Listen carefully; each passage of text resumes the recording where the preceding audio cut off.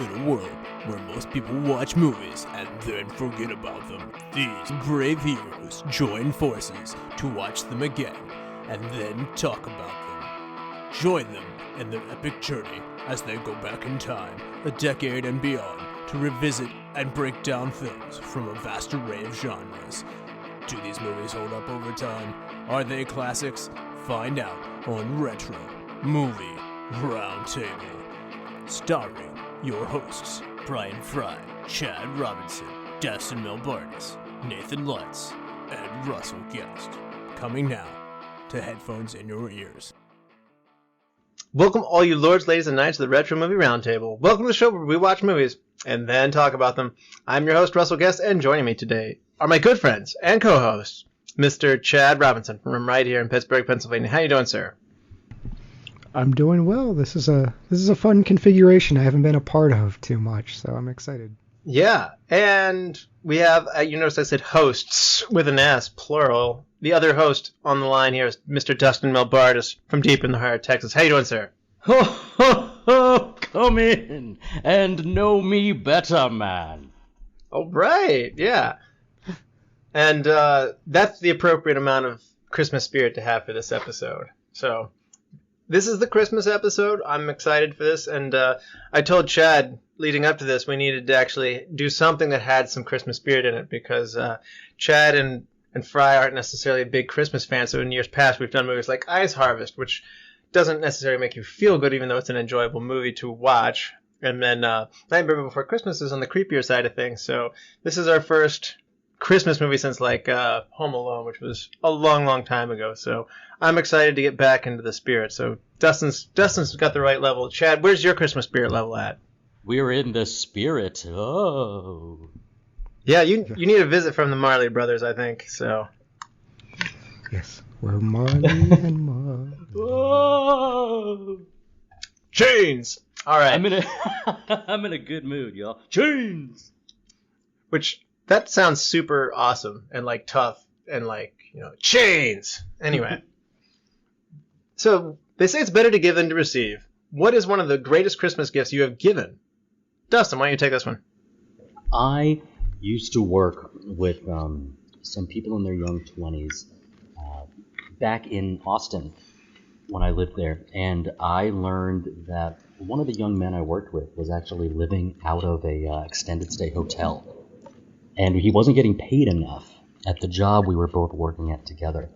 So I asked him what his situation was. I learned kind of what was going on, and I withdrew a little bit of money, and I helped put down a down payment. I got him his own apartment because he was going to get evicted. He was going to get kicked out of this extended stay hotel. His situation was bad. And we see that with Christmas movies, where a bad situation made better with the spirit of Christmas. And in this situation, I saw something that needed improvement. He needed a helping hand. And I gave it to him. And over the period of the next 2 years, he paid me back $50 a month. And every payment was on time. So it was a gift of giving then, and then he had to make it right in his mind. And now he's living a great life, still in Austen. I believe he's the assistant manager of a Total Nutrition. So it's just everything worked out great for that guy. Wow, the Christmas altruism is off the charts. Chad, you have to follow that up. Yeah, I'm going to bring everyone down a little bit. We had lost my grandfather 6 years ago in April, and my family was having a really hard time. My wife and I had been trying to get pregnant without any success. This has been about a year, but we found out right before Christmas. So we were able to wrap up little presents for both sets of our parents, and they opened it, and it just brought a whole lot of joy to a holiday that was set to be pretty depressing. So the look on our family's faces when they realized, hey, we're going to have a granddaughter. Well, that's grandchild. Great. You know, I'll never forget that. Wow, that was lost opportunity. We also found out Mary was going to have Grant at Christmas time, but we just told people, like, I didn't think about going to the dramatic emphasis. So, yeah, that's... I'm going to bring it down another notch then. I gave Mary her wedding ring and proposed on Christmas Day in a Christmas present, which I seemed creative at the time, but I've heard that can happen. So it's not as original as I thought. So, but she said yes. So I think it's smart, though. I think it's smart and inspired in a way to take a day that's set for maybe gift giving in another context, and then to kind of it's a kind of a curveball. I mean, yeah, you said it's been done before, but there's a lot of focus. Like, you could take any other anniversary or even your own birthday. It's like, hey, this is a day meant to be given like gifts in this context. Surprise! Here's a diamond ring. yeah, and it was in a larger box, not just a little 2-inch by 2-inch box. So it was a whole box that it actually had a shirt in it, and so the shirt was on top. And it was like, look closer. So Very nice. yeah. Now, what is the last movie you saw, Dustin? The Raid Redemption Kung Fu movie. It ended up being on my 2011 top 10, and just like the Muppets had to make that top 10 list, a Kung Fu movie had to make that list, and I actually got that as a recommendation from a buddy here in town, and it is just an absolute killer. So fast, the action scenes are both fast and lengthy. There's so much, you hardly have time to catch your breath. I recommend watching The Raid Redemption. All right. And Chad, what about you? What's the last movie you watched? Last movie I watched was Last Night in Soho. So it just came out to streaming. It'd been in theaters. I loved it.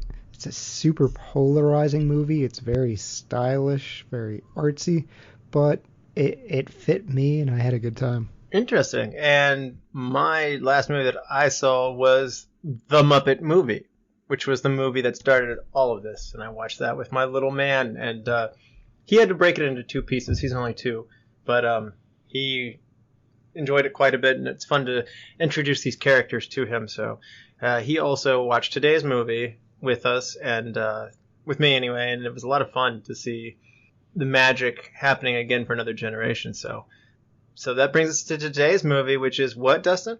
The Muppet Christmas Carol. That's right. This Muppet Christmas Carol, it stars Michael Caine, David Goelz, Stephen Whitmire, Frank Oz, and Jerry Nelson. These are mostly voice actors who do the puppetry work, but Michael Caine, you see his face, and he's not a puppet that we know of yet. It would be a very convincing puppet if he is indeed one. The release year for Muppet Christmas Carol is 1992. The amount gross is $27.2 million. It places on the box office at 47. It's not necessarily as high as I would have predicted, especially for a family flick.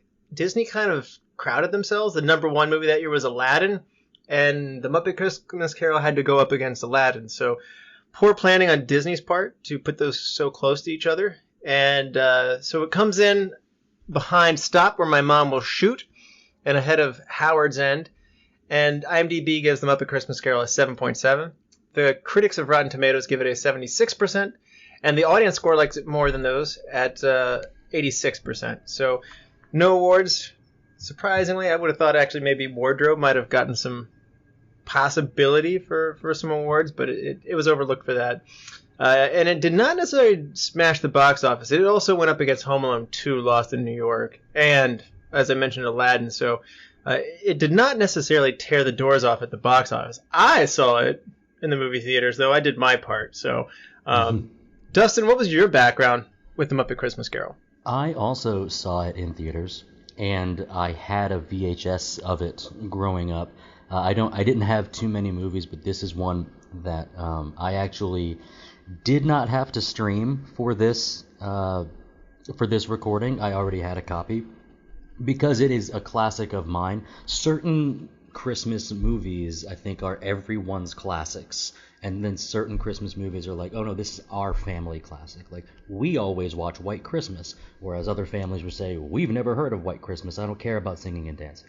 But Muppet Christmas Carol was always one of mine, and the people that know me even a little bit know that I'm just a complete sucker for anything the Muppets, anything associated with Jim Henson, even Sesame Street as well. I am very much into the message of what Jim Henson wanted to bring to the world, and so to tie it together with a classic Christmas story, and to have it be done well. It was sort of a staple in my life since I was 5 years old.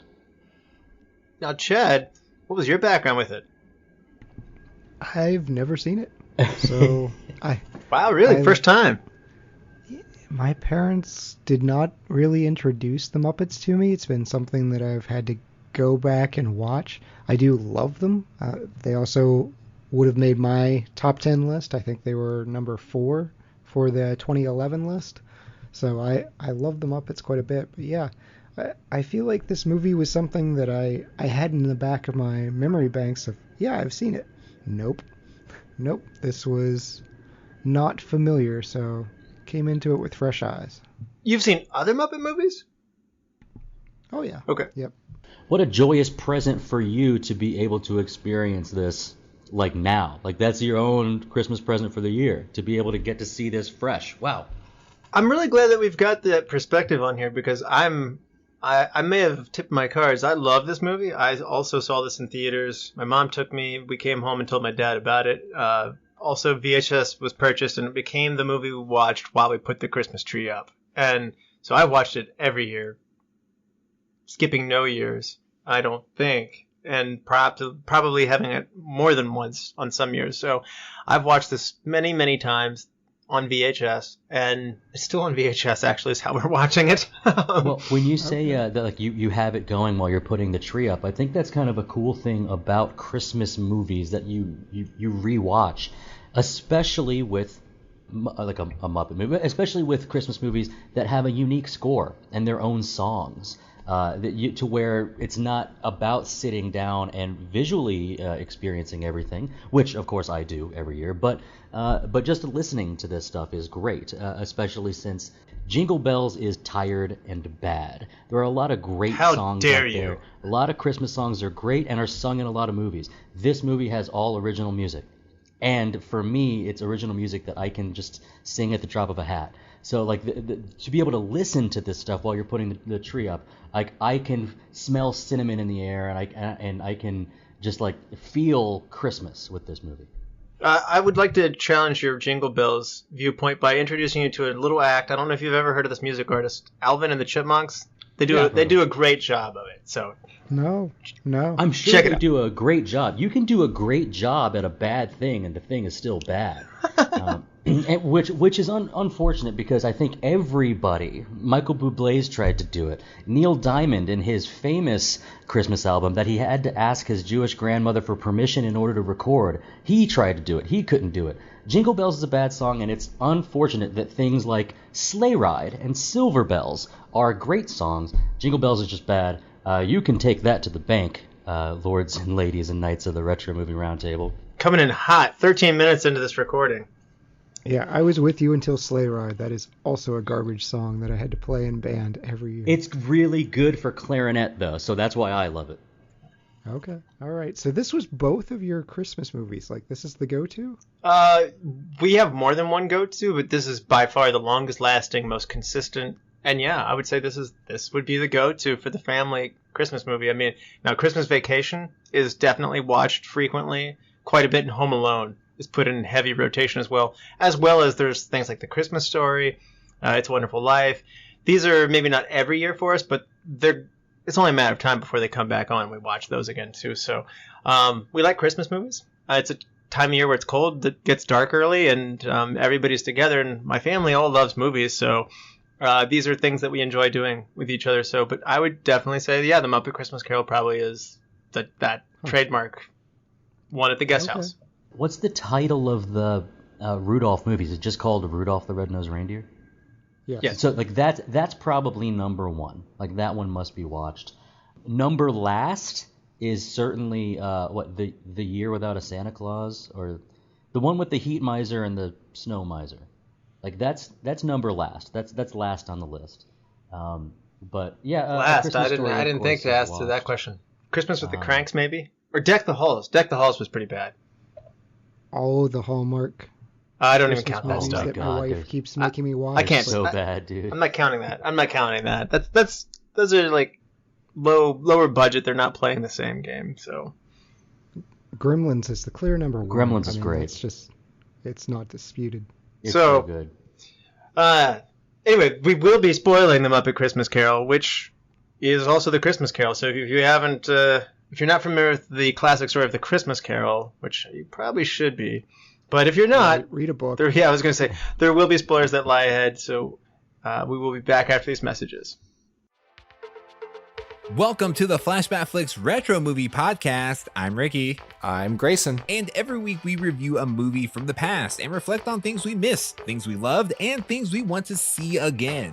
Yeah, because we believe any movie worth watching is worth watching again. So if you like films, friendship, and a lot of callbacks, I mean, just so many callbacks. then subscribe on Apple Podcasts, YouTube, or wherever RSS feeds go for like-minded movie-loving individuals. Like you. What happens when two modern film fans go back and rewatch all the old classic films from yesteryear to see if they hold up? You get the Classic Film Jerks podcast. Find the Classic Film Jerks podcast on all the major platforms. All right, we're back, and this is your final warning. There will be spoilers that lie ahead. Now, Chad, for those who haven't seen the Muppet Christmas Carol since 1992, do you want to refresh people's memory? The classic Dickens Christmas Carol told with a sweet Muppet veneer. Ebenezer Scrooge is a cold-hearted man who treats the poor and needy with absolute contempt. On the night before Christmas, Scrooge is visited by two specters in chains who turn out to be his old associates, the Marley brothers. They inform Scrooge that he's pretty much screwed in the afterlife and that he'll be visited by 3 ghosts throughout the evening. The first spirit takes Scrooge back to his childhood, where he's caught up in his financial studies. Then we visit his youth and see him tragically lose the love of his life due to his lust for more money. The second spirit takes Scrooge to see his faithful employee Bob Cratchit sitting down to dinner in the present day. Bob's wife makes snide remarks, but Bob remains pleasant concerning Scrooge.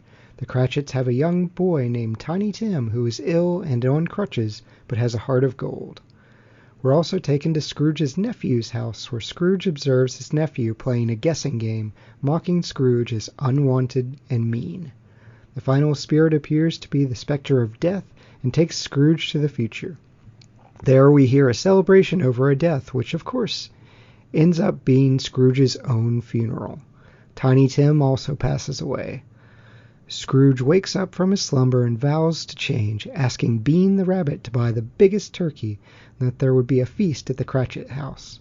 He gives money to charity and renews his long-lost Christmas spirit. All right, I'm feeling all warm and fuzzy now after that. So, Dustin, let's talk about the plot of this movie. What do you think about it? The plot of this movie is the plot of A Christmas Carol. And I don't know just like how one-to-one it is, but from what I've read, there's very little that's different.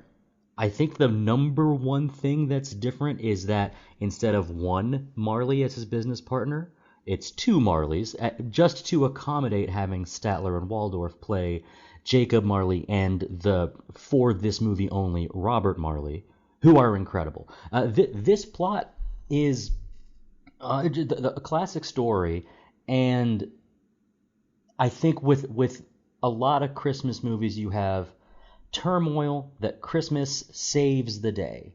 The literal spirits of Christmas, or the spirit of Christmas, turns the life around of Ebenezer Scrooge.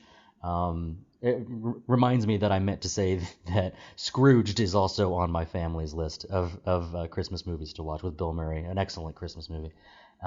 But like it's awesome to see it done as like accurately as it could be, even so much as to down to some of the dialogue from the people that are in air quotes like faux mourning his death, even the fence who's buying the stolen goods from Scrooge's bedchambers in like the third Ghost of Christmas Yet to Come. Like all of this stuff is extremely accurate, and it's a cool story. I mean, I would go further into like Charles Dickens' A Christmas Carol and like what that meant for like when it came out. But like as far as the plot goes, the spirit of Christmas saves the day, and everyone is happier for it, and it makes you feel great.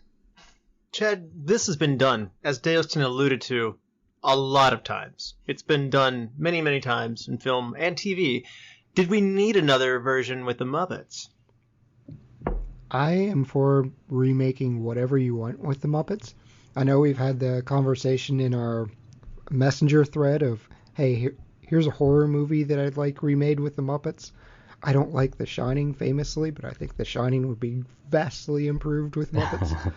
So yeah, Treasure Island, we have that with the Muppets. Yeah. Just keep doing it. Keep inserting them into whatever you want. Robinson Crusoe, we can bring that up. Oliver Twist. Just 1984. Give me more Muppets. yeah, why not? Lord of the Flies. We could have Animal You know Farm. what would be great? The Great Gatsby. That would. Oh yeah. But you're spot on. Is that this was almost like a little trend of like 3 years where they did Christmas Carol and then Treasure Island, and had it kept going, hopefully they would have done better than 47th in the box office each time, because it feels good for everyone, which I think Chad would agree with me. That's what the Muppets do.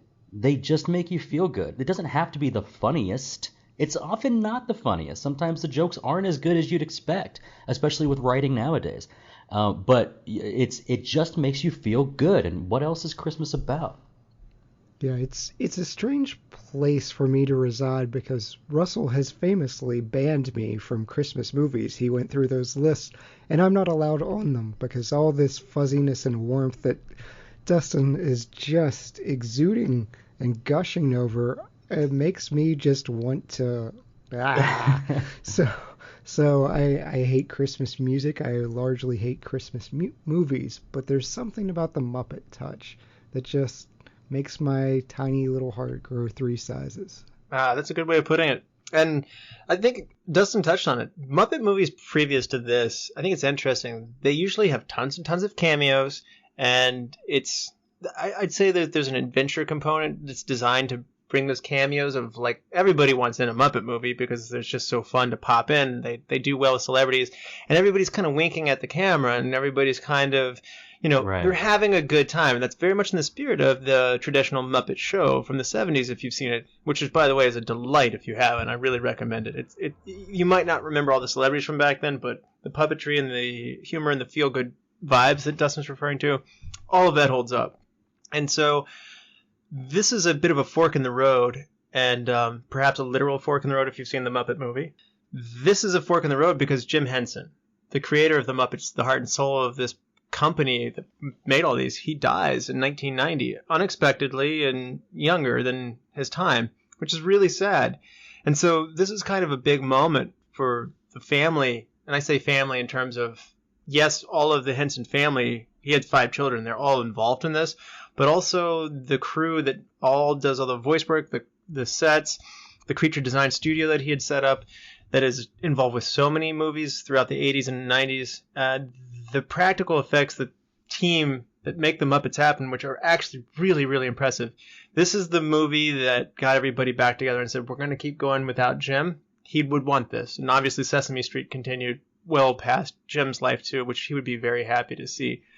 And so his son, Brian Henson's taking it over. And with that, there's a bit of a formula change, as Dustin alluded to. We have one actor, and he's playing it straight. He's not having a goofy, fun, free-for-all time. Michael Caine is really doing this with great seriousness, and everybody around him is filled in with Muppets, and they're also telling a classic tale. And I like this formula. They did that with Muppet Treasure Island, and they go away from it, come Muppets in Space, and then when they revive it again with the Muppets in 2011. But I honestly really do like the Muppets telling an established classic story like that. Like Chad said, this to me is a formula that was too short-lived. I wish it had grossed more money because I like this format a lot, and I wish we could have gotten more movies like it. When you say that Michael Caine was playing it straight, and he totally was, that's the driving... Like, we know that Ebenezer Scrooge doesn't like Christmas. Chad, I think it's like bah humbug is probably in your vocabulary when it comes to Christmas music. Frequently. Even double bah humbug. Yeah, we like immediately when you jump into one of these movies, right? We're getting a very cool like pan in shot of London, and before the story even starts getting told, I believe you see like a cart of Muppet vegetables being taken to market. You know, the vegetables will sing, they'll be part of the chorus sometimes. And I believe the first like Muppet joke of the movie is like, help, I'm being stolen, I'm being stolen. And it's like one of these vegetables being like pilfered from. And then, you know, you get into this little world, and several of the Muppets are playing also straight roles. Kermit's Bob Cratchit is Bob Cratchit with Kermit's unique, one-of-a-kind, just charm. He's normally the straight man of the Muppets, but he's just kind and he's gentle, and he's got his cadre of rats, the other clerks and bookkeepers that work for Scrooge in his money lending business, or in this it seems like he's essentially doing mortgages, banking in this movie. But like this is like he plays it straight. All of the ghosts of Christmas past, present, and yet to come are playing it straight. Present, the Ghost of Christmas Present might be one of the like standout just characters in my childhood. That guy, the giant sort of full body Muppet, is just an incredible on-screen presence. And then this is the first. I don't think Treasure Island did this. You have the Great Gonzo as Charles Dickens, and he's telling the story to you. And I have to say, if I weren't already going to give it the highest rating that I could, and let's be real, guys, I think you know what's coming, that having the Great Gonzo play the narrator in this, as if it's a story being told, and then he's got his little comic relief of Rizzo the Rat, and in the middle of the serious storytelling, they also, you know, you can't forget that Gonzo is a freak. Specifically, he's a weirdo.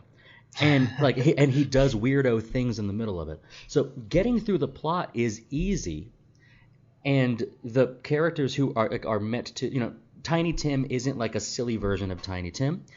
Kermit, or Bob Cratchit's family, which is his mom is Miss Piggy, is pretty hilarious.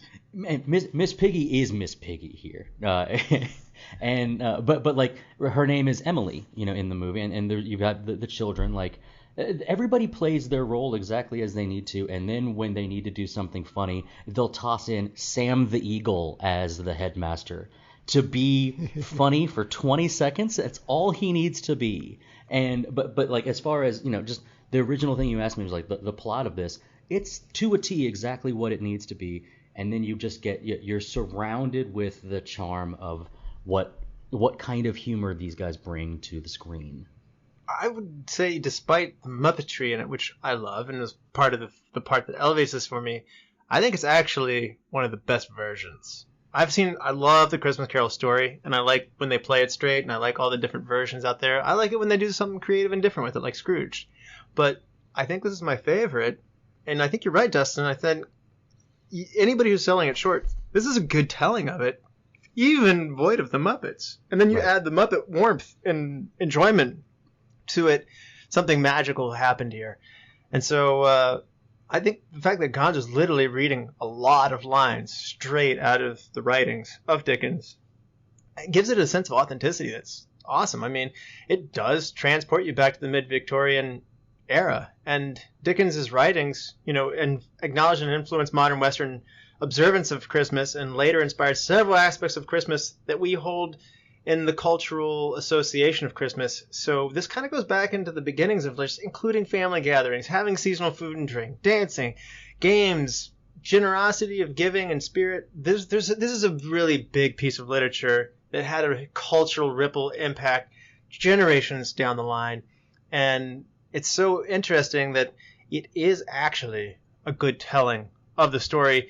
I think it's interesting when you read the reviews. Some of them will say, like, this is a liberal adaptation, or that some of the reviews were kind of skeptical and saying that they took too many liberties. But actually, if you get into it, it really isn't. Like okay, there's two Marley brothers. Okay, they added some fun puppets around.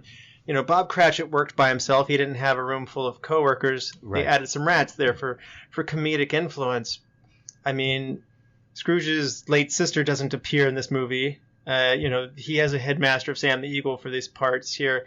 But these are small changes in the great scheme of things. And honestly, when you consider that the direct diction of Dickens is being used, other versions aren't doing that. So using that narrated thing that Dustin was saying, I just want to get into it and say, like, this is actually a very good telling of the story beyond the Muppets, which is just amazing to me. Like, it's a well-done movie. Yeah, it's reading all of Michael Caine's opinions, like, it just filled me with so much warmth for this movie. He just treasures his time with the Muppets. He said it's his favorite character, or at least his most memorable character, and just his absolute desire to be a part of this storytelling. So, yeah, it helps having your primary actor wanting passionately to be a part of this. And you're right, the story is well done. I don't think they deviate wildly from Dickens' formula. Don't need to. But yeah, we get the little Muppet touches. You get the comedy relief of Sam Eagle saying, "Oh yeah, made in the USA. We're in London." Yeah, You're going to be great at business. It is the American way. That's whisper, whisper, whisper. It is the British way. And so this is one of the things that Disney does with their retelling of stories. You tell Beauty and the Beast. We covered that earlier this year. I mean, they added charming little characters like Cogsworth and, Lumiere to that. And that's what Disney does. They add things to an already amazing story. And it's no secret that that's a good formula. Honestly, I would love to see the Muppets get back to it because it works here. It works for Disney in the animated world.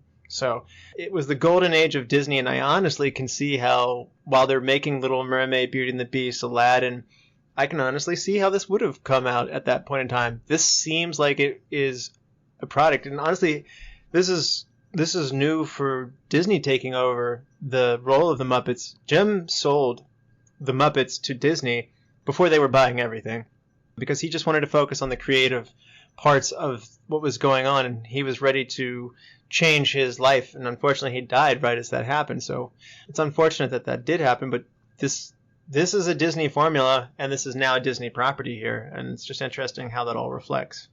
I have to bring up, just because the way that you just sort of framed this in Disney ownership and just the last, let's say, 30 years, is that, like, this particular formula of the classic story being told with the Muppets did work for the two movies. And then you brought up Muppets in Space. The first Muppet movie, and I believe the only The Muppets movie that is not a musical. The Muppets in Space is not a musical, which is why it is at the bottom of the list for me for the Muppet movies. Then you get back to The Muppets and then The Muppets Most Wanted, which are musical features with all the cameo stars, back to sort of the classic thing. I think the classic story with the Muppets is that they're in show business. Everybody knows this. They're aware of them. The 2011 Muppets and 2014 Muppets Most Wanted gets meta, and we like meta on this show. We love Scream. We like the meta take on things, but and then you get further. I think what was it, 2018 when you get I know it's not technically Muppet Studios, but it's the Happy Time Murders it does use the same background, I guess. But we were talking about like Jim Henson's like legacy there. The legacy with this Christmas movie, Michael Caine being so excited to be a part of this particular feature, like this is a movie that will last forever because the story has already existed for 170 years, and it's a great story. We know it. We don't have too many new Christmas stories. National Lampoon Christmas Vacation is a new story. What was another new story that Elf? I actually didn't like Elf the first couple of watches. And then I got, this is a great Christmas story too. And it's close to other things, which is that like the spirit of Christmas can transform. And that's what we have in this movie, is that Christmas transforms you, whether you need help or whether somebody else requires the help of, and in this case, it's not Santa Claus and it's not Jesus. It's It is this universal balance. The deeds you do in life create the links in your chain, Ebenezer, and you are forging it yourself, and it will drag you down, and you will be suffocated and exhausted like we are. I gotta tell you, seeing Statler and Waldorf, the normal, funny curmudgeons up in the balcony, for a moment they're fun and funny. Then the chains get wrapped on them. Then, and I think this is a moment when you're young that there's like kind of gets scary here. It does. They're being pulled back into hell by the chains they forged of their avarice and greed. You wear this chain yourself. You still have time, Ebenezer. This is a cool story. It's not just a good Christmas story. It's very cool. That's another question I wanted to ask. Some people have criticized this movie going too dark for kids, which I feel like everybody puts pads on. More and more padding happens to children's programming. Jim Henson, who wasn't necessarily involved with this program, I think said it well. Children like to be scared. They just want to know it's going to be okay and have it turn out well in the end. But they do like to be scared. And so when he would make things, whether it be the Labyrinth or Dark Crystal or be involved with, things, even Frank Oz is, he's a Henson guy, like being Yoda and stuff like that. There's a darkness that is in the children's programming and stuff in the 80s that is challenging, and you see that here. And I don't think you would get this made today. And honestly, my 2-year-old son, I was a little bit worried for him, like when the Christmas Future, which looks like the Grim Reaper, rolls around, or when the Marley Brothers come in. He actually did fine. I mean, he knows Statler and Waldorf from Muppet Babies programming, and they handled a very dark subject by lightening it up enough that it became approachable enough that it didn't just send him he covers his hands on his eyes if he does truly get scared. He didn't do that. He thought they were funny because they were laughing and heckling him like, it's good to be heckling again. It's good to be doing anything again. Oh. So, I don't know. Chad, your daughter is a little more taking things in with more mature eyes. She's 5. Did she watch this one with you? She watched the Muppets Haunted Mansion with me, and she thought that was very, very frightening. So I think this is more frightening than the Muppets Haunted Mansion, which I enjoyed. Check it out. It's on Disney Plus. It's fun. It's a fun... So she wasn't ready to go back. She wasn't ready to come back just yet then? No, she watched Muppet Babies a little bit, but honestly, I think the Haunted Mansion has taken her off the Muppet path altogether, and we're going to try and work our way back there. But yeah, when I was watching this movie, they even reference it. I think Rizzo's the one that says it. He's like, do you think this is too dark for children? Right. No, it's culture. And yeah, it is pretty darn dark. It's definitely the darkest Muppets movie I can think of. I mean, the Dickens content is not touched, so it is still a story of regret. It's a redemption story primarily, but it is still a story of, death, regret. Yeah, the mark that you leave on the world that you inhabit, regardless of your personal wealth. I mean, you can't take it with you. In this case, the only thing you take with you is these sort of bonds. The cool thing, speaking of how closely it is like to the story, not only are there chains, but there are lock boxes and like cash boxes that are weighing down the Marley brothers in this movie and Jacob Marley in the story. It's not just chain, like it's manifested specifically because they were money misers, because they needed more wealth. And but what were those boxes doing, Dustin? They were singing. They were wailing. So we named him Robert Marley for good reason. That's Bob awesome. Marley and the Wailers. This movie keeps giving. It's a Christmas miracle. That is man, Chad, I wish I could give you a big Christmas hug for that. This is a dark movie. It's an adult reality that they don't even try and challenge that format. It's still a story about death, regret, aging, greed, jealousy, and just finite mortality. And somehow the Muppets still can handle all of that and still, keep it light enough throughout the process that don't send the kids out of the room.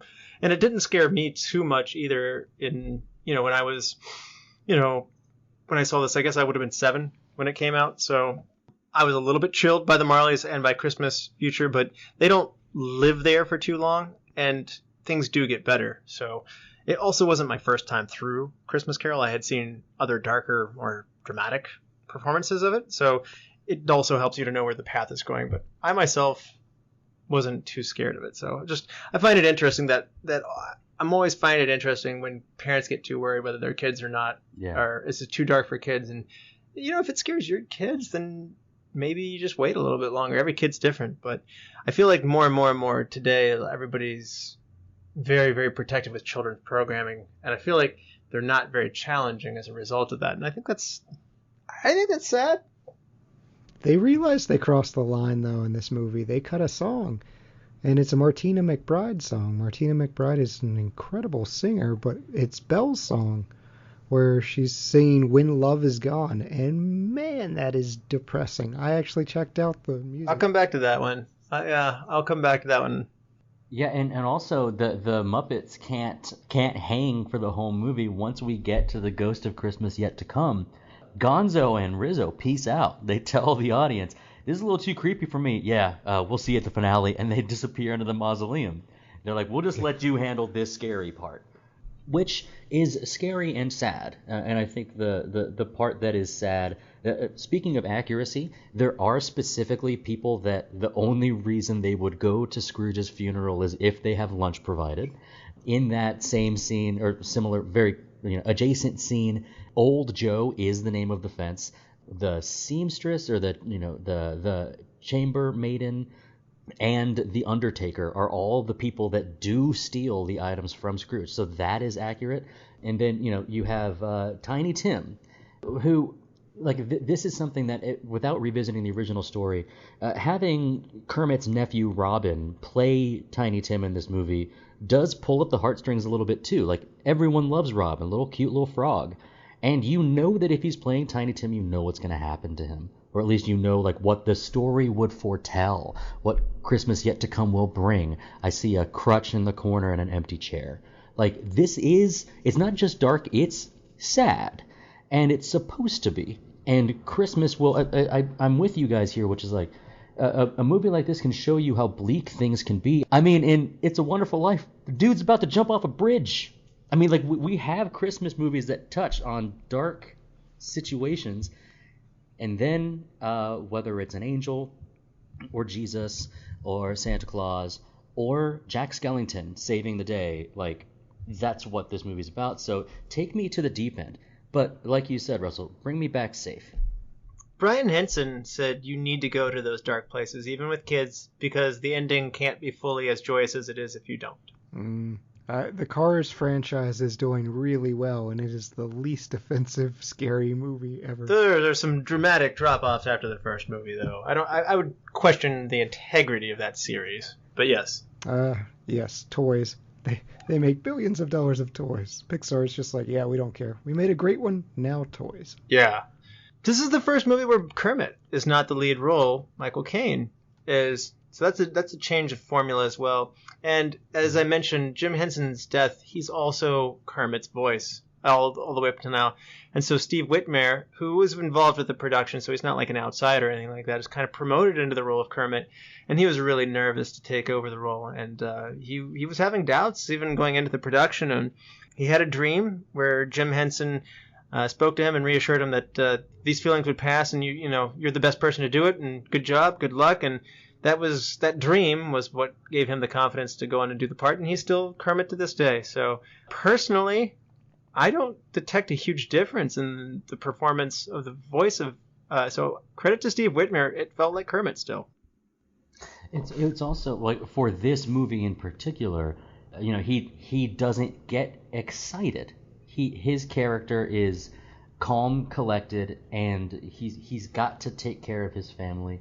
He does sing some great songs, and he does ice skate with the penguin. So it's not like it's all sad for him. Like, he has some fun, right? But most of it is kind of kept on a low tone.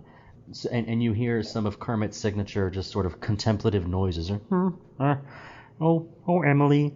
It's something to where if he had to go and yell at the rest of the Muppets cast for not hitting their marks like their normal Hollywood formula, then I think maybe we would have heard some more differences. But I think Steve Whitmire did a great job. Now, David Hemmings, Ron Mooney, Peter O'Toole, and David Warner, and a number of other British actors, as well as American comedian George Carlin, were all considered to play the role of Ebenezer Scrooge. And Henson later decides upon and offers the role to Michael Caine. Michael Caine is actively pursuing the role. He wants to be Ebenezer Scrooge. He heard it was going into production, and he had missed out on guest stars on the TV series of The Muppet Show in the 70s, and which was shot in the UK, but he was living in the US at the time, trying to avoid tax. I don't know if it's tax evasion, but definitely staying away from being at his home country for tax reasons. But his friends and colleagues like Peter Sellers, Sylvester Stallone, Roger Moore, John Cleese, and a number of friends of Michael Caine's raved about going on The Muppet Show, being around that environment, and coming back and talking about how invigorating it is and how rewarding it is to have kids come up to them to this day saying, like, I remember you on The Muppet Show. And it really broadened the fan base and the appreciation for the actor from just doing something so simple. And Caine wanted that. And I love that. I love that he wanted that joy in his own experience as an actor. I mean, he's a very accomplished, excellent actor, but I love that he campaigned and wanted to do this, and it shows. He really brought his A game with this, and he was, as Chad mentioned earlier, it is one of the most memorable roles he said that he played. He played the role as if there were no puppets around me, and Brian Henson loved that about him, and it's just a really great performance from Michael Caine. Dustin, what do you think about Michael Caine here? Well, and that's while he's also moving around. All of these sets are built for puppeteer work. So he's also having to watch his step and make sure he doesn't fall down into a pit. His role can't be done any other way. Once it's been the die has been cast, it's there. He is Ebenezer Scrooge to me. Bill Murray's character in Scrooged is fun, but Ebenezer Scrooge is Michael Caine now, and Michael Caine is Ebenezer Scrooge. It's just it works really well. He can play the miser role and the icy stare and even the wit that he has. I believe when he's telling his clerks to prepare the eviction notices for tomorrow, one of the bookkeepers says, "Oh, it's Christmas tomorrow." He goes, "Well, fine, you can gift wrap them." It's like everything's delivered so well. When he's alone in his house or when he's dealing with the spirits, he's acting with a puppet. And any time that you see an actor who has to act with either just him, her, themselves, or just like the wall, or just alone, especially with the Ghost of Christmas Past, he's acting with likely something. We're 1992. This isn't CGI. These special effects or whatever it is to get that floating doll style puppet. Like, he has to act by himself a lot. So absolute hats off to him to be able to do that. And then he absolutely nails the turn afterwards. After he's visited by I guess in this story 5 total spirits, he's ready to go and he turns a new leaf. It's almost symbolized by the representative for the orphanage, Dr. Bunsen Honeydew, and Beaker. Beaker gives that's right. Beaker gives Scrooge his scarf, and Scrooge in the all black with the red scarf is kind of like the iconic look for me in like forever.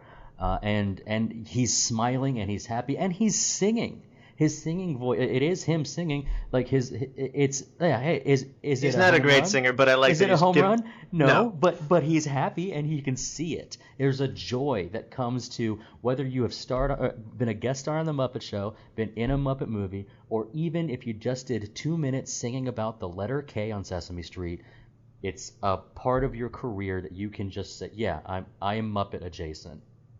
Yeah. I like that he wasn't able to sing very well. I think that added it to it for me. Like, he's the bad guy in this movie. So you don't want the bad guy. I don't know. I think it would have ruined it for me if he just had this incredible baritone or whatever voice. He just has, kind of a normal person's voice. Right. I normally say if you're going to sing, you better put somebody in there who can actually sing. I tend to get a little bit frustrated when you pick a big name and they can't sing, but I think perhaps maybe this just hit me at a young enough age, or I think the transformation that he does from total grump to being somebody who does have warmth, and the transition that he does by going through fear, regret. He shows a full range of emotions, and actually he's tested pretty hard as an actor, and I don't know that I would trust that to somebody else. And I kind of with you. I mean, I listened to the soundtrack on this one. My parents had, the soundtrack, which actually you get a couple extra songs on, and I highly recommend. So if you want to like hear Sam the Eagle, like giving him a building him up song, or if you want to have like a Bunsen and Beaker singing song as they're collecting money, these songs didn't make it into the movie, but they make my day. And I will listen to Michael Caine sing even free of this movie, and it will just give me the happy feelings. His best performance, I mean, there's only a few. His best singing performance is in the song that's cut, when he's singing behind Meredith Braun, or I guess I don't know if in the movie, who was it that you said it was, Chad? Martina McBride? Martina McBride. Is she singing it in the movie, or is it Meredith Braun in the movie? Do you know? I think it's Meredith Braun in the movie. In the movie, so like that's like he sings behind her, and it actually is great because you have a strong vocal performance from her. It says portrayed and voiced by Meredith Braun. I don't want to take away your Martina McBride fact, but I don't. Well, maybe there's oftentimes that the soundtrack will have different people on it, like as guest singers or whatever. So I'm thinking that I don't think it was wrong that was done. Well, anyway, he does everything that he's asked to do, and to me forever it couldn't be done any way else. I like too how Paul Williams, who was the writer for the music here, he said that Caine came in with a great attitude, just like, I'm not a good singer, I don't know what I'm doing here, but I'm ready to do it. Like, I'm excited. What do we do? So yeah. it is like that. So it sounds like that. And sometime it be like that. Yeah. And Caine said, working with the puppets was an extraordinary experience. He did have to do a lot of green screen acting, which is challenging, but he said acting with the puppets was actually highly rewarding. In particular, he said human actors can often be difficult. They'll clash, they'll push up against you and have egos. But he said the puppets and the puppeteers were really lovely, gentle people. It was surprisingly like acting with really, really cooperative, helpful actors. So he felt like the characters, as they're rendered in puppet form, have enough detail in them, and the people who are operating the puppeteers are so talented. He felt like there was a sense of life to them, and he said that was in itself an experience unlike any other as an actor. So, again, to Chad's point, I love hearing Michael Caine talk about how much he likes doing this role. Like, we did Flight of the Navigator, and Sarah Jessica Parker totally ran down her whole experience on doing it, and just really makes you not like that actor when they don't like their work, especially when you like that movie. And on the flip side of that, you have somebody like Michael Caine here who's just like gushing about how fun this was. Yes, he was paid millions of dollars to do this, and but he truly enjoyed it and had a great experience, and that shows. I thoroughly enjoy watching Robert Pattinson run down Twilight. He's got a cool attitude about a lot of stuff, actually. Yeah, I dig that too. So this was actually going to be made for TV initially, and Jerry Jewell, who was one of the co-writers on this one, was hired to do the script, and it got transformed and elevated to movie status. I'm so glad that happened and wasn't just a TV special. Yeah, I mean, even if it was just a TV special, we have TV specials that end up being important to the zeitgeist of the time or just lasting. They're going to be shorter when they're that, though. They're going to be shorter, and even, I mean, this is only an hour 16, and it's an hour 19 with the song still in, with the love, not the love we found, it's the, God, what you said it a minute ago, the love we lost? When love is gone. Thank you. It's only, I'm still holding off on getting into that one for me, but yeah. Yeah, but like it's just, no matter how this particular retelling of it comes out, it's great. Little things, regardless of the story, even just I speaking of Jim Henson's passing, I believe I've watched interviews, I've watched several things about it. The number one thing I think I've rewatched is there were two funerals there was a European funeral and an American funeral. Did you know about this, Russell? Yeah. I mean, he has a lot of the it's very touching, but I won't steal your thunder. Well, essentially, all I was going to say is Carol Spinney comes out as Big Bird and sings "Not Easy Being Green." And then when you think about like the cultural impact of this cast, like later on we're gonna have to do our superlatives. We're gonna have to recast someone. Well, there's only Michael Caine in the movie and a couple other bit players. So who do you recast? You can't recast him. But I do have an answer for us. It's just that like it's if only, and I'll just touch back what you said just 30 minutes. If only this formula stuck. Because the next one we get is Tim Curry in Treasure Island, and he's awesome incredible. Too. It's incredible. And so if only it could have kept going. This movie, like the songs. You mentioned Paul Williams. All of the music in this is great. You start the movie with a I'm not going to say a classic overture, but you do get one, and it's all light and bouncing.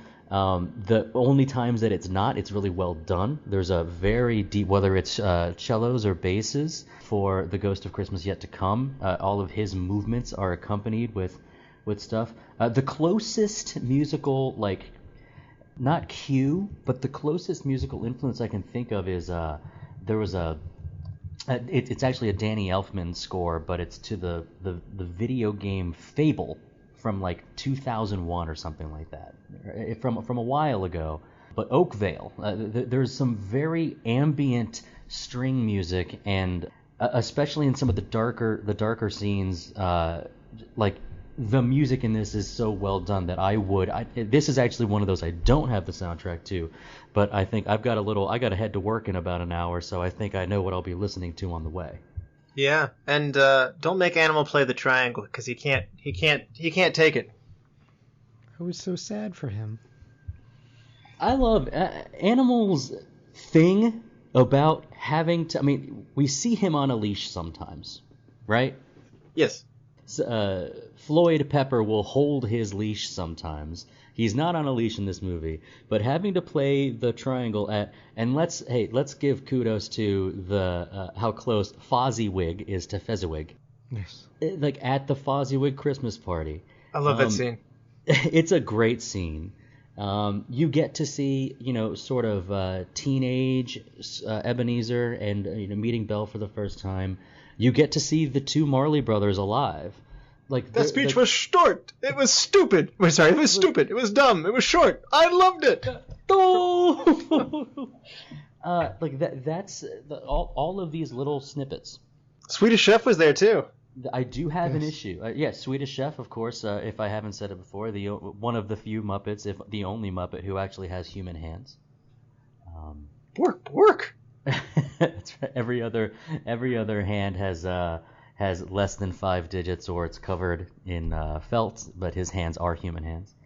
And then, but at that party that we have something strange, and I've said, like, if I'm not revealing how much I'm into the Muppets now, I don't know how much further I can go. But Rolf is playing with the Electric Mayhem. Now, they're not billed as the Electric Mayhem in this movie, but Dr. Teeth is noticeably absent, and he's there, isn't he?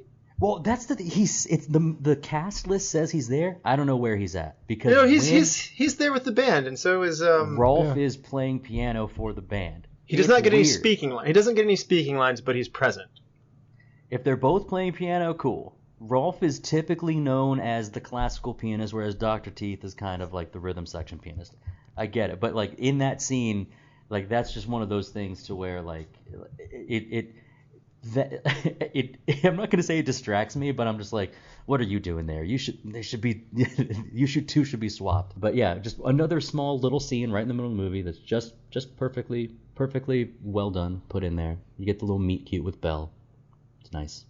Yeah, and Jerry Jewell, the writer who I mentioned earlier, was initially considering having The Ghost of Christmas Present, Past, and Future as being Scooter, Miss Piggy, and Gonzo, respectively.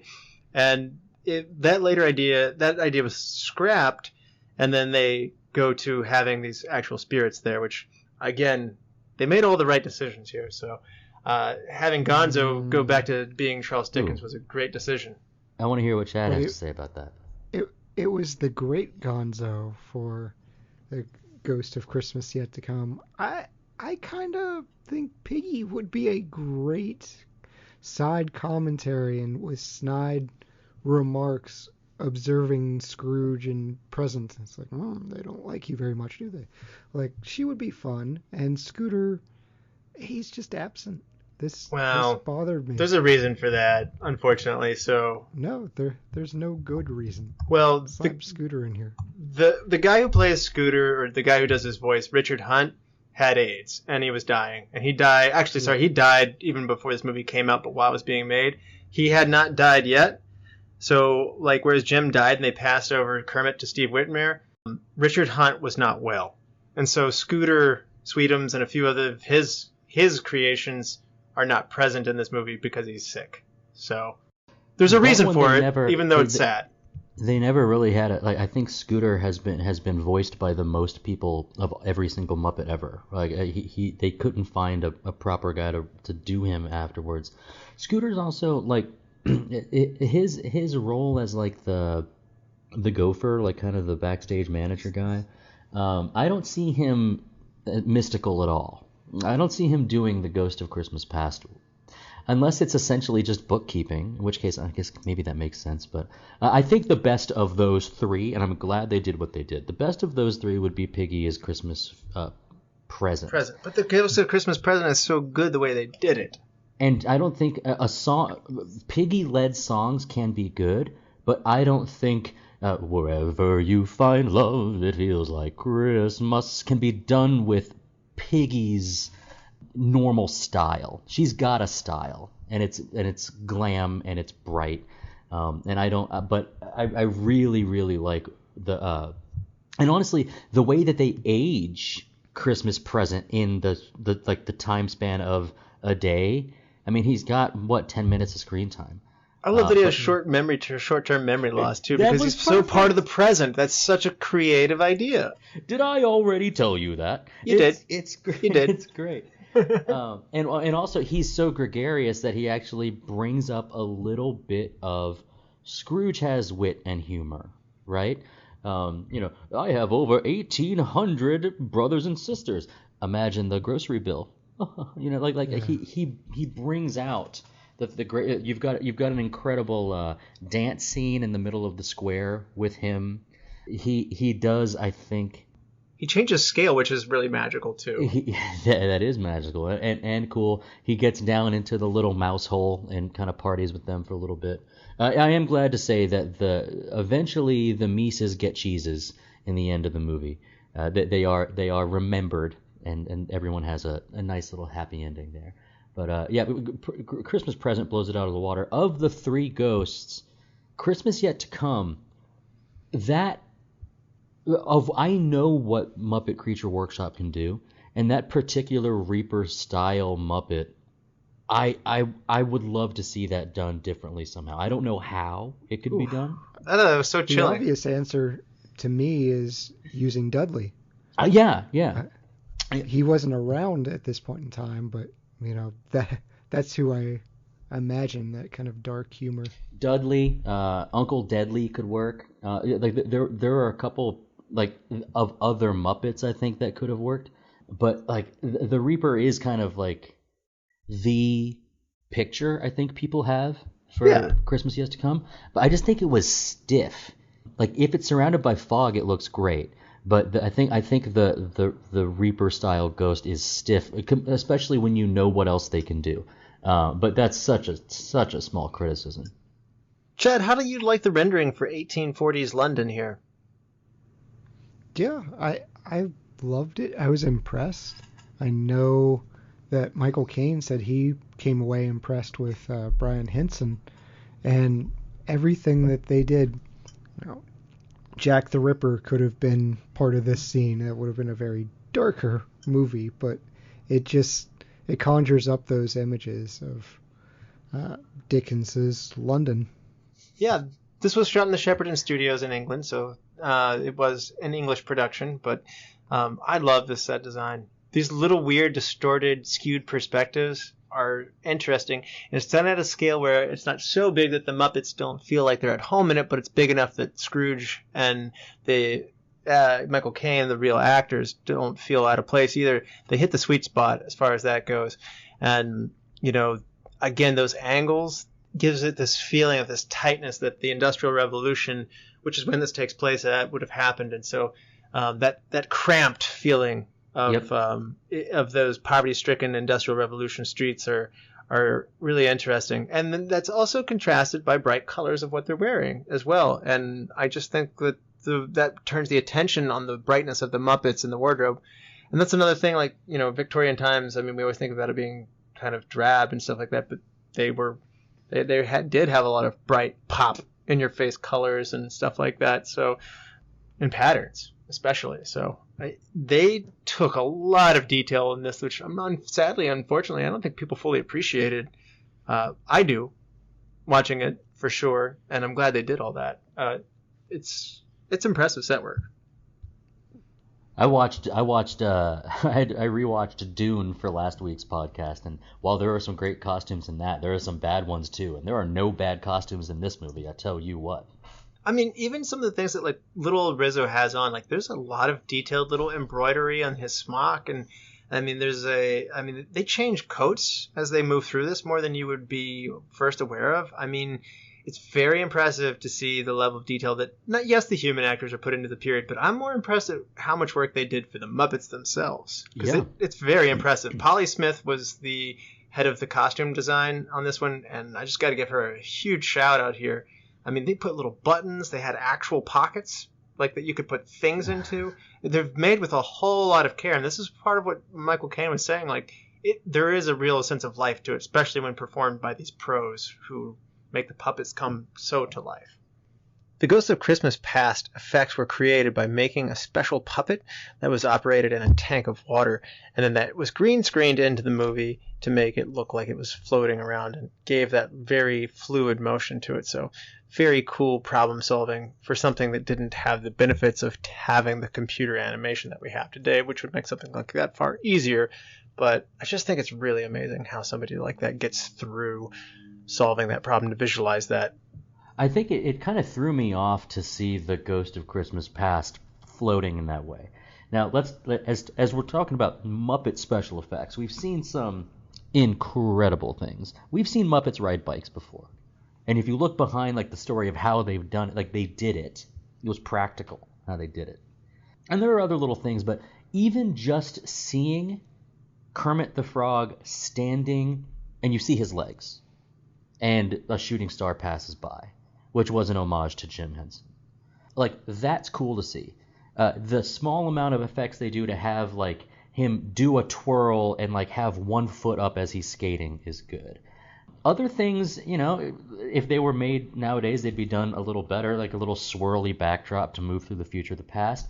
But I think that looks good. I mean, there's stuff that's going to come after that that's going to look more hokey, actually. Yeah. And everything about it looks like what you would expect, and it's good for its expectations, I guess, is what I can say. And you mentioned the magic earlier. The shrinking of the Ghost of Christmas Past, or the Ghost of Christmas Present was very cool to see when you see it. But I can't think of much else as far as special effects wise, aside from just like when you see Muppets do things and like, oh, that's their whole body doing it. You see Rizzo the Rat jumping on a hot burning goose. Like, that was either practical or not. I fell down the chimney on a hot burning goose. You have all the fun. And it burned my feet. You have all the fun. like whether that was practical or special effect, it seemed real. We're in this world where Muppets exist, and it seemed real. That's all you need out of it. Go ahead, Chad. I do think it's funny. It's not so much a practical effect, but at the end, they harken back to Scrooge being mean to the bookkeeping rats and how they're freezing, and then they suddenly kick into, "This is my island paradise," when he threatens them. But he gives them coal, and little kids in the screening were upset. So like, what did the bookkeepers do to deserve coal? And they were sad about it. But I thought that was a sweet little gesture. As a kid, I understood that they already mentioned they needed more coal for the fire. Those kids weren't listening. Yeah, well, I thought about that on this rewatch only. Only. This is the first time I've ever thought about, like, wait a minute, Cole for Christmas? Oh, no. I got it at 7, and I was not the smartest 7-year-old in the world. So, I mean, I'm going to say the kids complaining about that are below average. Oh, man, Russell attacking children. It's not me. It's not Yeah, Dustin. that's our thing. Your kids are morons. I'm defending Brian Henson on that one. Sorry. No, but I mean, it's amazing. I encourage anybody to YouTube some of the behind the scenes on this. It's amazing. Michael Caine's walking across about 18-inch wide walkways, and the rest of it is like lowered about 3 feet so that the performers, the ventriloquists, can be low enough that as they reach their hands up, that the puppets are up where they need to be around Michael Caine's waist. And it's interesting how Michael Caine has to move. It seems very fluid and natural. And it also is amazing how when you have to do that, you have to take the puppets and you have to choose a side. It's like train tracks. Like, which side are you going to be on and orchestrating all that? Chad's right. Michael Caine said that he was really impressed with Brian Henson. He was a pro at having been through productions like this, but he just said, I was really impressed that this was his first time being a director. I didn't realize it until partway through. It's like someone just like, yeah, this is his first direction. It's like, wow.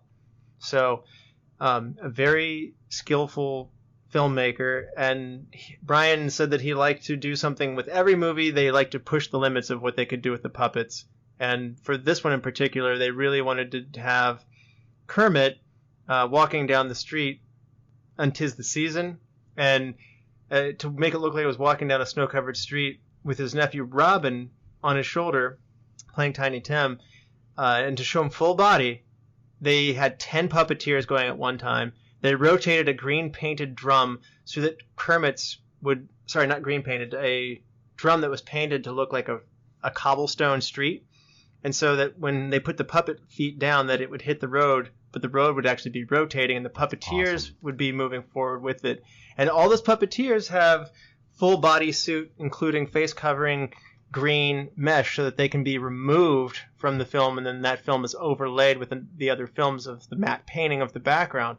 It's really impressive when you don't have computers how resourceful the Henson workshop was. Everybody went to them for their science fiction and fantasy movies, and to see them pushing those practical effects, just to even say, like, I want to do something in this movie we haven't done before. You know, in the Muppets movie, Kermit rides a bicycle, and it looks magical. It's like, how is that even possible? His legs are so thin.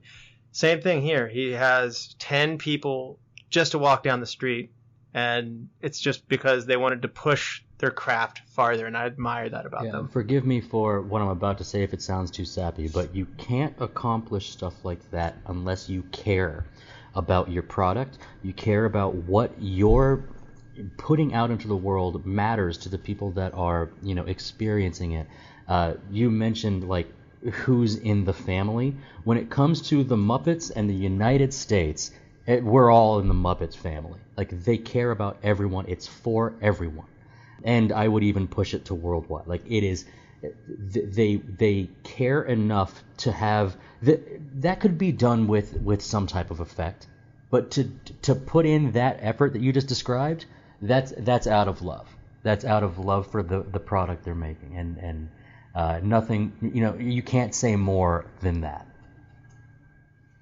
Chad, this movie is composed by Miles Goodwin, and the songs are written by Paul Williams, who these guys have worked before on the original Muppet movie and won Academy Awards for their Rainbow Connection song. What do you think about the music of A Muppet's Christmas Carol, especially coming to it first time? I enjoyed it. I enjoyed Kermit's One More Sleep Till Christmas. The Marley and Marley song is probably my favorite out of all of them. And even a song, It Feels Like Christmas. Like that hurts my soul a little bit to say and just come out. But yeah, I enjoyed that as well. I can listen to that song in just a Christmas playlist, and you know, it holds its own. Dustin, what about you? What do you think about the music here? It's a 10 out of 10. Everything included is incredible. The first song where they're singing, they're letting, if you don't know Christmas Carol already, they're letting you know that Scrooge is kind of a mean guy, and they're following through the town as he's walking to the store. I'm with Chad here. The Chains song with Marley and Marley is really good, And I think ending it on The Love We Found would be better if they keep the song in the middle. But every musical cue, even without lyrics, part of the magic of a Muppet movie is that the music is great. Whether or not there's one song that transcends and like hits the pop charts, like Rainbow Connection, or whether or not it's a Grammy winner about whether or not you don't know if you're a Muppet or not, like the 2011 The Muppets. Like it doesn't matter. The music has to be on point, and it is. Is it all in all as great as the movie all in all as great as The Muppet Movie? Can you picture that? I don't think so, but it's still a 10 out of 10. Like these movies really nail it. I really like the Scrooge number when they introduce him and everybody's singing about him as he's walking through the streets. Those are very lively scenes. I'll be honest with you. I mean, it almost brings a little tear to your eye when you sing Tiny Tim singing "Bless Us All" around the Christmas table. And also, as Scrooge has undergone his, redemption and come through the love we found. And you're right, Dustin. I put a pin in this one.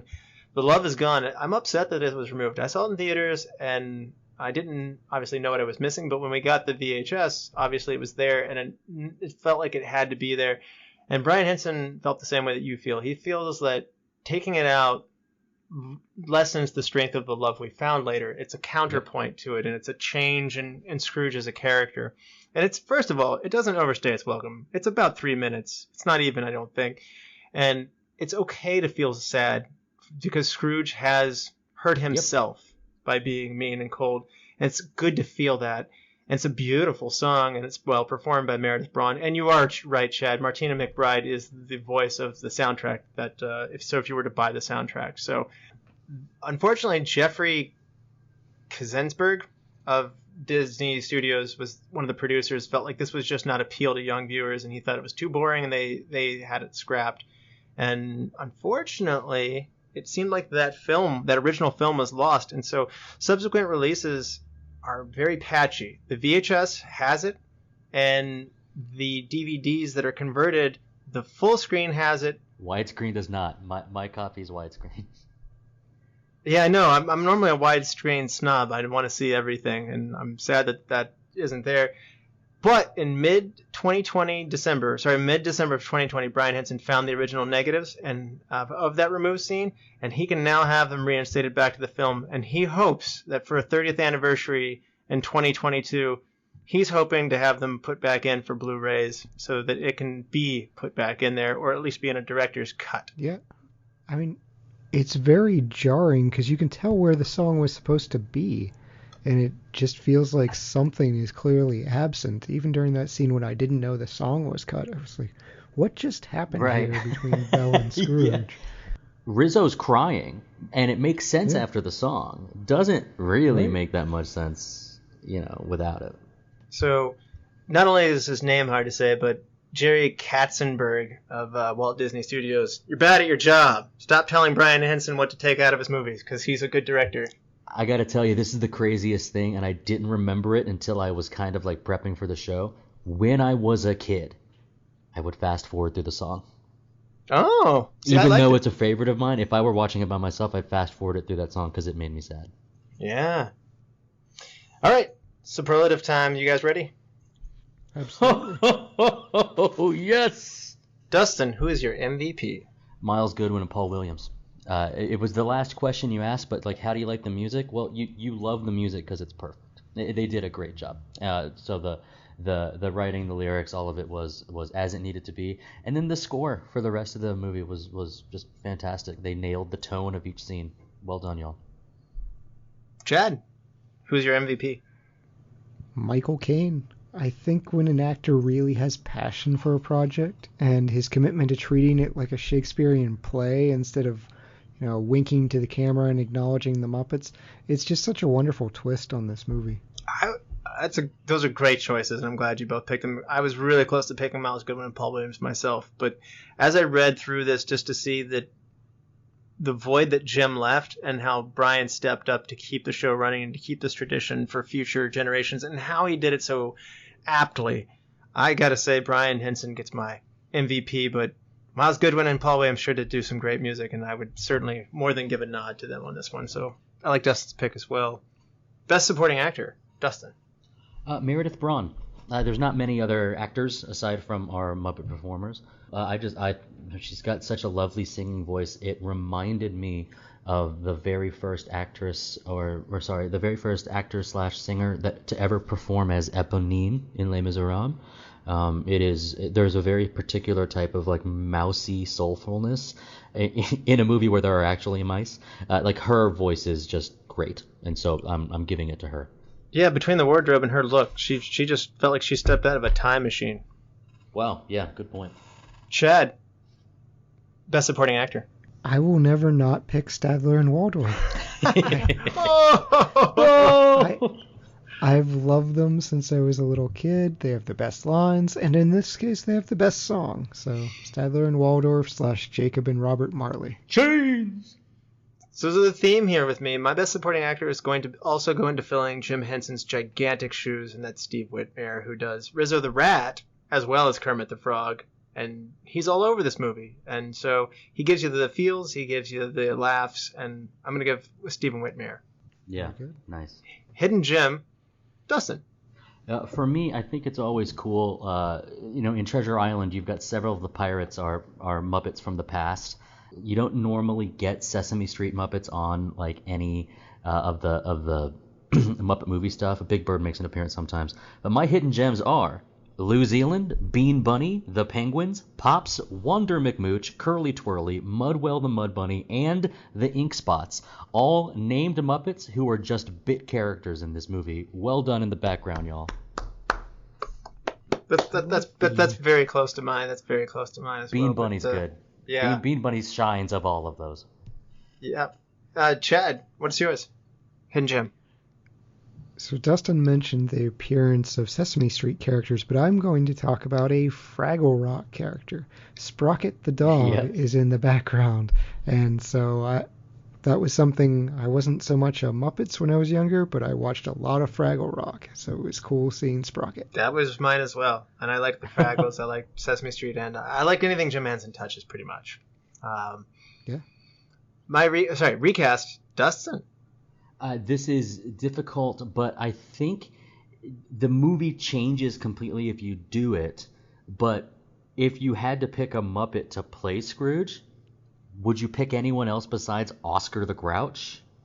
So that's my recast. Even though it changes the tone of everything, I think it'd be pretty fun. It's a fun answer to a hard question. Chad, how about you, recast? I'm going to go after the ghost of Christmas Present, which I feel bad. You should. We'll have to duck You should. Dustin, but I love Sweetums, and I want Sweetums in this role. Makes sense. Yeah. Well, Christmas Present is also just this amazing technical feat. Like, it's a man standing in a suit, yes, but then there's another guy doing the voice acting and all the facial controls. So it's amazing if you see the control board there. Like, he's got like levers to make the eyes blink or to independently to move the mouth. And so he's watching a screen zoomed in on his face so that he's doing that while talking into the microphone. Super impressive on, again, the technical feat of Christmas Present. So that makes me sad for lots of reasons, but I do like Sweetums, and working Scooter and Sweetums into the Fozziwig party, add just a little bit of party scene, and you can squeeze Scooter and Sweetums in there. These are just some old favorites that I just want to see get in the movie, and I think that I understand the voice actor for Scooter is not well at the time, but just make a non-speaking appearance or do something funny in the background with him in that scene. Best shot, Dustin. My best shot is when Statler scares Scrooge as the doorknob of his building. Still, I can think of it like to this day. It's dark, the tone is perfect, and it's a cool effect to happen. So I think that was a cool shot. Best shot, Chad. Russell's mentioned it, but at the end of Kermit's first song, One More Sleep Till Christmas, he's on the street and a shooting star passes by overhead. So that's an homage not only to a classic Muppet shot, but also to Jim Henson. That is mine as well. We're stride for stride. I think we had the same hidden gem and recast, and now best shot, Chad. So we're starting to sync up a lot here. Dustin, what's your best scene? I think it's when Scrooge is alone in his house, trying to. He's doing the thing that all people would do, which is cool whenever like there's something that seems realistic, which is he's trying to bargain and like make this make sense. Like, I'm not seeing you. You're a crumb of cheese. You're a bit of stale bread. You're a stomachache. You're a hallucination. I've always I like when stuff like that is kept in the story, and I thought he kind of plays that. Moment of like incredulous disbelief, like, no, this isn't happening. This isn't real. Ghosts aren't real. And then like, no, it's real, Scrooge, and we're gonna save your life. I love that. Yeah, Chad, best scene. Well, I didn't expect to cry during a Muppets movie, but when Bob Cratchit is talking about picking a grave site so Tiny Tim could see the ducks, I just sort of lost it. It was so sweet and heartfelt. So, yeah, I'm getting a little misty-eyed just thinking about it. My best scene is going to go to the warm feelings of the Ghost of Christmas Present singing It Feels Like Christmas. To me, that's just the turning point for Scrooge, and it's just flat-out Christmas spirit in a bottle for me. And I want to drink it up. Dustin, best wardrobe moment. Great Gonzo in his Charles Dickens costume. We talked about how great the costumes were, but he's got a shirt, a vest, a coat, a top coat, a hat, an ascot, a scarf. Like, he's got all of this stuff, and it works. So like, I love to give credit to the great Gonzo when I can. He is great. Chad, best wardrobe makeup moment. Beaker's red scarf. It's just such a touching moment when he gives it to Scrooge, and it kind of completes that transformation in the wardrobe. So I love that. You know what? I came in with a different answer, but hearing Dustin mention it earlier, and the significance of handing a piece of color to a colorless life is very symbolic, and it's profound for Scrooge because he's never received a gift and he sees how good it feels. And I have to pick the red scarf as well, just by what it means to the movie. I never realized it until we were talking about it here, so despite having seen it so many times. So red scarf, I like that answer. Sorry, I don't mean to steal all your answers, Chad. You talked me into it. You're a good salesman. Change one thing, Dustin. Keep the love is gone in the movie. It's so easy to say. Just keep it in. Yes. Where is the love? And Chad, how about you? Change one thing. Gonna keep harping on this. I find the lack of Scooter unacceptable. I agree with you. Put him in that party as like doing a checklist of foods or hors d'oeuvres or whatever for Fozziwig's party. I find your lack of Scooter unacceptable. Yes. And mine's going to be very, very similar to Dustin's. I not only want to keep The Love Is Gone, but I want those two soundtrack songs that got cut as well. I want to hear Today You're Being Crowned by Sam Eagle, and I want to hear Bunsen and Beaker sing their song too. So, Jerry Katzenberg, if you're bad at your job, and my change one thing is you stop cutting awesome songs. So, Dustin, best quote. I'm going to take just a small amount of time here to give what the original quote is and what the quote in the movie is. The original quote from the story.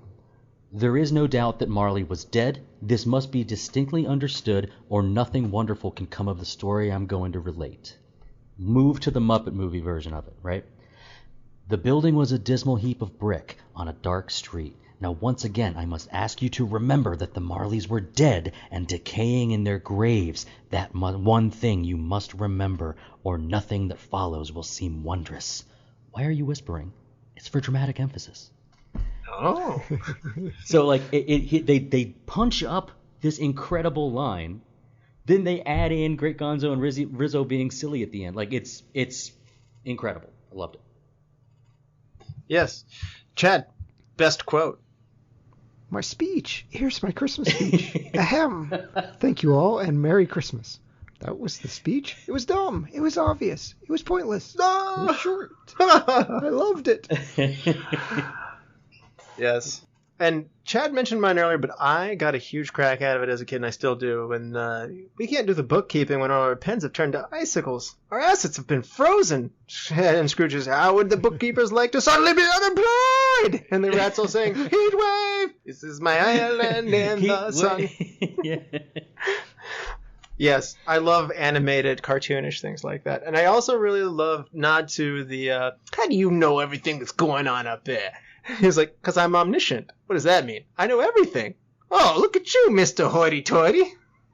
There's something we didn't mention. I almost made it my best shot, but it's when Gonzo shouts out, "When the bell tolls 1," and then blasts out of the window. Like he's a narrator, but he's also having to physically get around like the Victorian sets with Rizzo. Like there's comedy there. It's just like this. It's more than a 10 out of 10. You can fit through the bars? Yes. Yeah. Such an idiot. Now, Dustin, do I need to ask, on a 5-star scale with half-star intervals, what would you give The Muppets Christmas Carol? There is nothing else but a 5 out of 5. It, as I mentioned before, it accomplishes everything that it meant to accomplish. It introduces things that you did not expect. The narration by the great Gonzo, the comedy, the bit players, the pigs talking about how, I'll go to the funeral if there's lunch provided. Everything that's true to the story is already great. So if you start with the source material that rules, you're going to get a movie usually that, like, if they stay close to it, also rules. This is, I guess I'll have to say definitively, my favorite Christmas movie. 5 out of 5. All right. Chad, 5-star scale. How about you, man? I have to follow that. Okay. So, me and Christmas movies. Yeah. I'm going to go 4 stars. I love The Muppets. This was a charming movie. I just want a little bit more comedy from Miss Piggy. Like, give her a little bit bigger part, maybe even a different part. And it's the darkest of the Muppets. So, it's a classic tale, but it's not as fun all the time. It's probably the least funny of all the Muppets movies. Yeah, I really enjoyed it though, and so 4-star for a Christmas movie from me. Well, you like high praise. There's a behind-the-scenes footage where all the puppets are still in puppet form, talking as if they were actors, and Miss Piggy said, "It's a good movie, but what would make it an even better movie is if it had more me in it." She's right. And my rating is also going to be right there with Dustin. I'm going to go with 5-star rating. It warms my heart to no end, and it's there for me every Christmas, and it's just one of those ones that just feels good. So it's a personal, I can't not give it a 5. It's just how positively I view it, and I'm actually angry at a lot of the critics at the time for being so skeptical towards this one. I feel like it has made a big comeback and people are appreciating it, probably because a lot of the kids who were that age, such as Dustin and I, have now grown up, and we are now the keepers of what is nostalgically loved. So the millennial generation is the largest generation yet in the population, and as we age, it's interesting things that we valued we're passing down on to our kids, and so this one is definitely standing the test of time, is my point. It's living beyond its box office numbers, and I think Jim Henson said, "I want to make the world a better place," and I think he more than accomplished that with all of his wonderful creations, and no more than here, when it continues on beyond him, is it ever evident. So just something truly magical to this one for everybody of all generations. Yeah. Now, Chad, you want to help me pick a movie for next time? Love to. How about some Coen brothers? Option number 1, Intolerable Cruelty from 2003. A beautiful gold digger matches wits with a shrewd Beverly Hills divorce lawyer who is increasingly attracted to her. Option 2, Miller's Crossing from 1990. Tom Reagan, an advisor to a Prohibition-era crime boss, tries to keep the peace between warring mobs, but gets caught in the divided loyalties. And then option 3, Fargo from 1996. A Minnesota car salesman, Jerry Lungard's inept crime falls apart due to his and his henchmen's bungling and persistent police work of the quite pregnant Marge Gunderson. Oh, we're going up to Minnesota, don't you know? Oh, Fargo. Yeah, Fargo. Get your quotes. Yeah, that'll be good. Thank you all so much for listening to this one. It made me happy. So we want to hear from you. So subscribe, rate, and review to us on iTunes, Spotify, Stitcher. And I really want to tell you guys, when you hit that subscribe button, that really helps because you help lift our downloads up, that helps get the show noticed. And those reviews and comments especially helps us come up in searches. So we say it at the end of every show, but here at the end of the year, I just really want to remind you, if you enjoy this podcast even remotely a little bit, it's really helpful to give us a like on Facebook and to give us a review on iTunes. It's still the biggest provider of podcasts. It helps us more than you could possibly imagine. And follow us on Twitter at @movie_retro. Email us at retromovieroundtable@yahoo.com. And providing and producing this podcast is fun, but not free. So we invite you to support the show at our Patreon page, www.patreon.com/retromovieroundtable. As always, thank you for listening, and be good to each other, and watch more movies. Chat? Are you a man or a Muppet?